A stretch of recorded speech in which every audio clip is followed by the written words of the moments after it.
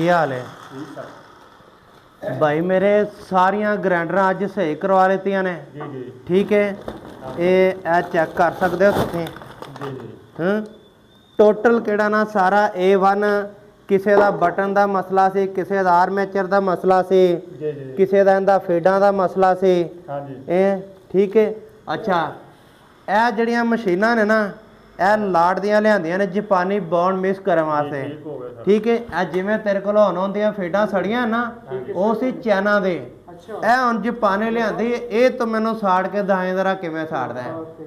ਠੀਕ ਹੈ ਇੱਕ ਨੰਬਰ ਚੀਜ਼ ਲੈ ਕੇ ਆਏ ਨੇ ਇੱਕ ਨੰਬਰ ਅੱਛਾ ਨਦੀਮ ਜੀ ਸਰ ਮੇਰੀ ਜ਼ਿੰਮੇਵਾਰੀ ਇਹ ਸਾਰੀਆਂ ਗ੍ਰਾਈਂਡਰਾਂ ਕਿਹੜੀਆਂ ਨਾ ਸੈੱਟ ਕਰਵਾ ਕੇ ਲਿਆਣਾ ਜੀ ਜੀ ਤੁਹਾਡੇ ਸਿਰਫ ਇੱਕੋ ਹੀ ਜ਼ਿੰਮੇਵਾਰੀ ਇਹ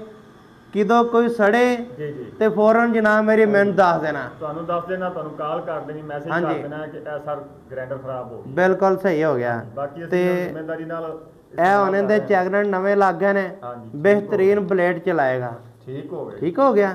ਤੇ ਬਾਕੀ ਕਿਹੜਾ ਨਾ ਹੁਣ ਦੇਖੋ ਉਹ ਤਾਰ ਕਿੱਥੇ ਆ ਇਹ ਤਾਰ ਲਿਆਂਦੀ ਹੈ ਇਹ ਤਾਰ ਤੈਨੂੰ ਕਿਹੜਾ ਨਾ ਲੰਬੀ ਲਾ ਕੇ ਦੇਣੇ ਆ ਮਿਕਸਰ ਮਸ਼ੀਨ ਨੂੰ